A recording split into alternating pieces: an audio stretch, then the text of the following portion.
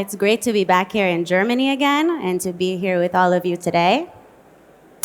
And I want to talk to you about a problem that I think we're all challenged by in today's world. And that's how to easily personalize your customer journeys in this cookieless era and world that we've all entered. But first, I want to talk to you about why it's important to start prioritizing personalization. Consumers are constantly bombarded with messages, ads. Everyone's trying to compete for their attention. And personalized marketing truly aims to cut through that noise and helps shoppers narrow down their options so that they can finish their purchase and get back to their busy lives. Now, I'm sure we're all familiar with how personalized marketing looks like in e-commerce, right? We have personalized email marketing, custom landing pages, targeted product recommendations, dynamic remarketing ads. But it's not enough to just stop at your email marketing and your ads.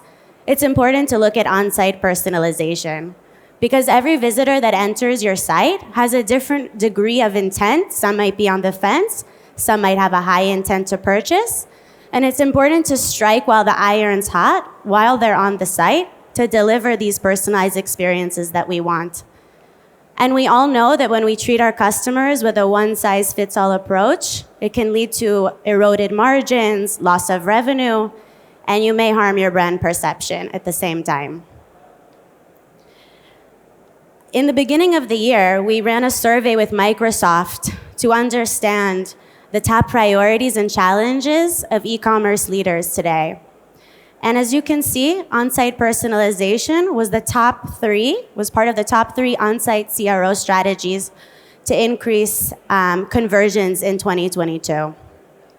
And of those same e-commerce leaders that we surveyed, 79%, almost 80%, are looking to personalize their marketing with without PII data. PII meaning personally identifiable information. Any form of information that can essentially be linked back to an individual, whether it's their first name, last name, medical records. So that's definitely on the top priorities for e-commerce leaders we're seeing this year. And I think it goes without saying that all of us know here that personalization drives purchases and loyalty, right? Consumers want and expect personalization these days, and it's our job as e-commerce leaders, managers, to deliver this to them. As you can see, more than half will become repeat purchasers after having a personalized experience with the brand. More than a third will shop with the brand again if they've had a good experience. And 45% will never come back if you don't offer this personalized experience that they're looking for. But there's a challenge, right? And that's the ever-shifting data privacy landscape that we're all aware of. And I'm sure all of you here are familiar with GDPR and how we need to comply with a strict set of rules on how we manage personalized data. And GDPR, I think, is the strongest data permission model, followed by CCPA, which is the same thing in California with California citizens. And on top of that, iOS 14 and 15 updates that came out last year, which allows users to opt out of tracking. So we cannot track their activity across third-party apps and websites. And of course, Google, who is supposed to be phasing out cookies by the end of 2023. They keep on changing it, and apparently now it's by the end of 2023. So that's on the one hand. And on the other hand, data-savvy customers are on the rise, right? Everyone's constantly performing privacy calculations in their head. Do I want to give away my information to receive an offer? Do I want to give away my personal information to receive email updates? And they want and expect data protection. 86% want more transparency, and 61% feel like they have no idea how their data is being used and feel like they've completely lost control over this. And this is the last graph, but we also surveyed consumers last year, 500 consumers, to understand how they feel about promotions and the brands that offer them.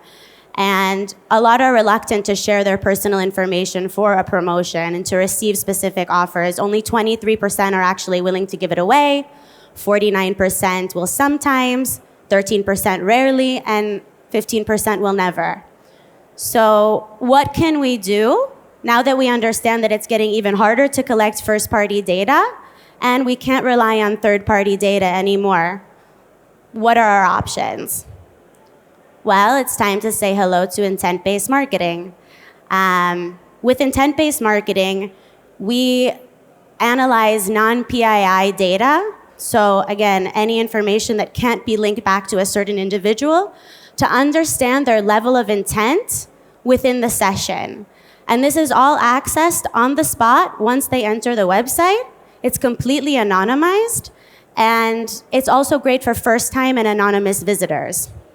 So by monitoring and measuring and analyze thousands of different intent data points, such as where they are in their life cycle, or data points related to their affinity, the device and environment they're using. Are they using browser extensions? Are they browsing on a high internet speed? Which device are they using?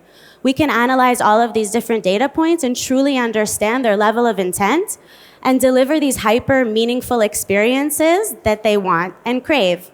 And when we do this, this leads to increase in revenue, lifetime value, average order value, and all these metrics that we want to improve.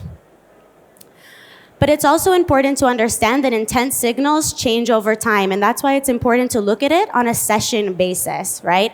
Every user is dynamic, all visitors are dynamic, but also the user itself is dynamic. Who they are in the beginning of the day, when they're on their way to work, they're on their cell phone, they have a different level of intent when they might be at home, from the comfort of their couch, on their desktop with a high-speed internet connection. So I'm gonna give you a little quick example of Jane Doe and how the intent signal changes when we look at it across different sessions. So her first visit, she comes from a Facebook ad. She views 3 different products on your website, and then she leaves. At this point, we can tell, and obviously analyzing all these different intent signals, that it's pretty low.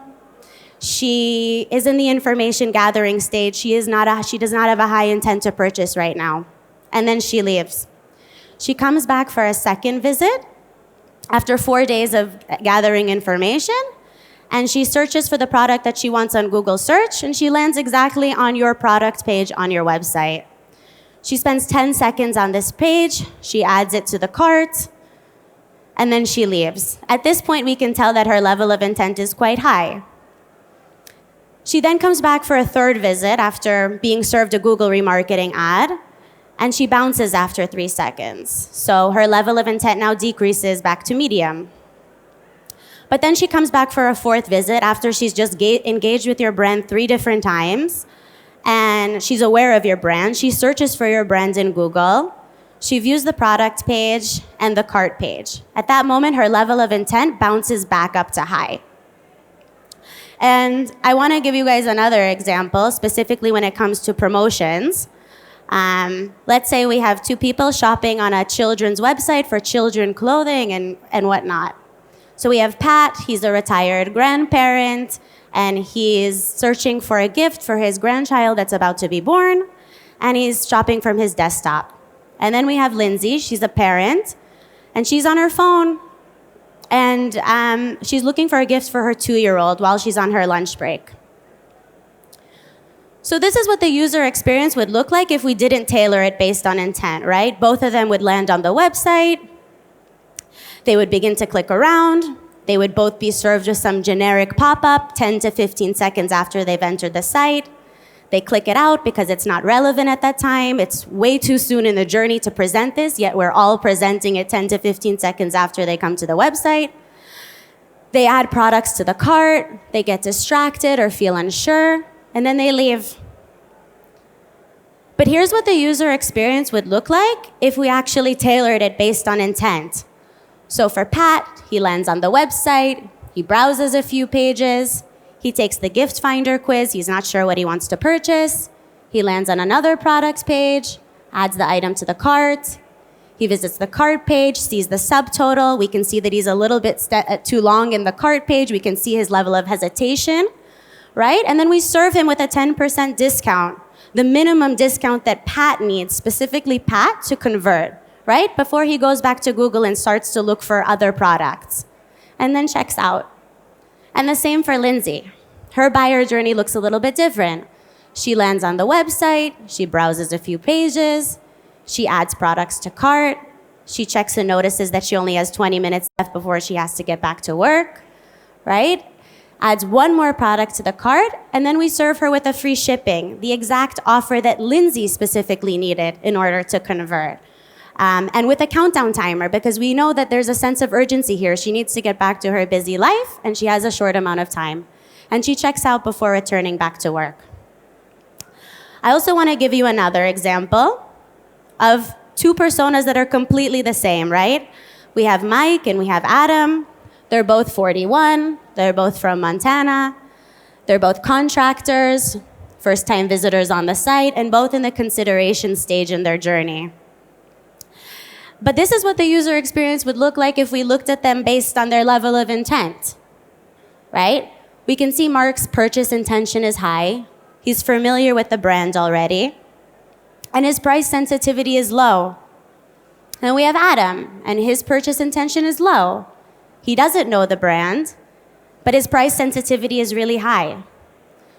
So we're gonna serve Mike a 5% discount, and we're gonna serve Adam a 25% discount, right? If we had both served them with a 10% discount, Mike only needed a 5% to convert. He didn't need 10% to convert. So we would have obviously been leaving money on the table. And Adam didn't need 10%, he needed 25% and wouldn't have converted otherwise, which is why it's important to look at their levels of intent to truly understand what each person specifically needs in order to push that journey forward and to get them to convert. So this is all about using intent data to offer smart promotions, right? By looking at the life cycle, the affinity, the device, and all of these data points that I've just spoken about, the intent-based prediction engine can understand when the user will abandon and when to show a promotion, if at all. Some users don't even need a promotion to convert, and we're just giving away money when we don't need to. We're able to also look at how likely the user is to buy, so what to show, if at all, and where to show it. Maybe we need to present the offer in the cart. Maybe we need to present it on a specific products page, right? And only then do we show the incentive. And when we use intent data to offer smart promotions, right, we're only giving it to those users who actually need it. We're understanding exactly what type of promotion they need in their journey and where exactly in their journey we need to present this. And when you do so, you're essentially diversifying your promotions based on intent, right? We're using an AI algorithm to essentially understand who needs no discount, who needs a low discount, who needs a high discount, who needs a buy one, get one, who needs a next purchase discount, free shipping, and so forth, right? And when we do so, we're able to, again, increase all of those metrics that we love, average order value, conversion rates, and so forth.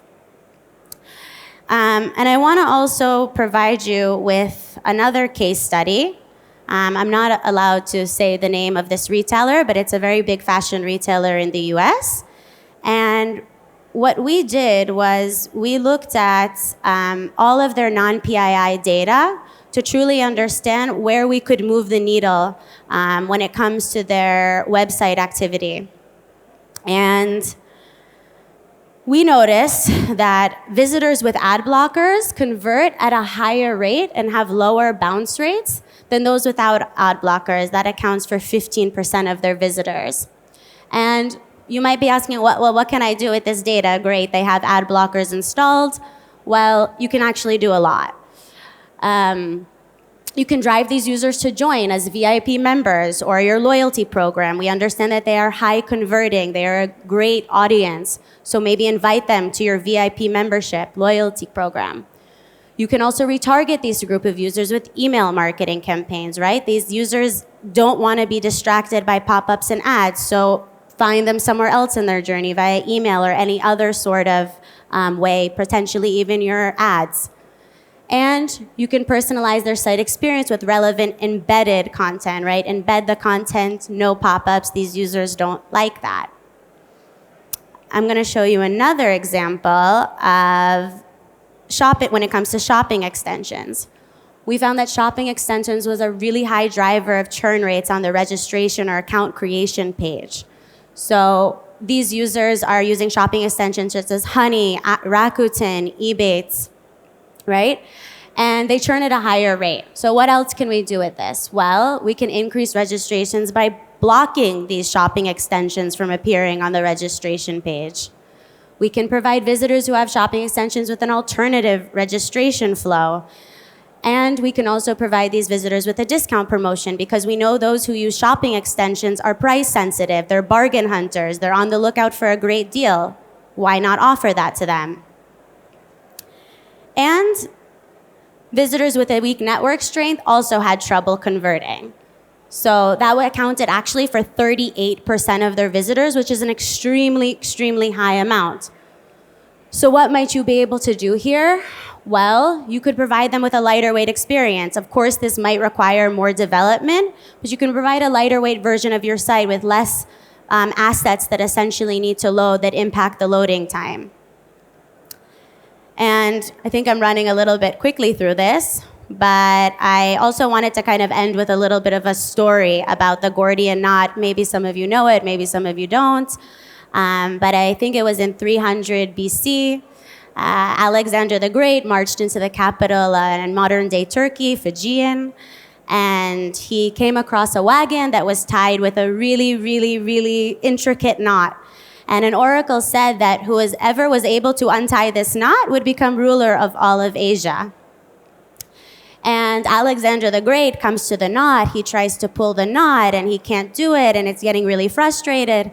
And he takes a step back, and he says, well, there's more than one way to do this. And he takes out the sword, and he cuts through the knot. And basically what I'm trying to tell you with this story is that intent-based marketing is your sword to this knot of data privacy regulations, collecting first-party data. We as marketers and e-commerce managers need to think of other alternative ways to combat these issues and these challenges that we're facing. And we don't need to rely on the same sort of tactics that we're using. We need to think outside of the box in order to deal with these issues that we're all facing. And that's what Namogoo does. We are a digital journey continuity platform, and we provide e-commerce managers and leaders with solutions and innovative solutions to deliver personalized journeys.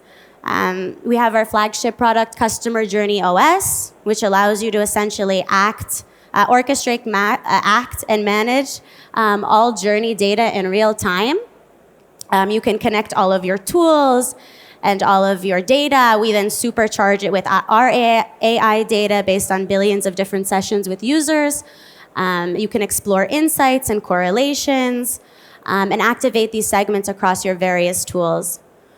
We also have our customer hijacking prevention solution, which allows you to manage journey interruptions in real time, such as competitor ads, which only appear on client-side devices. You have no idea this is even happening, so we allow you to block those from the experience.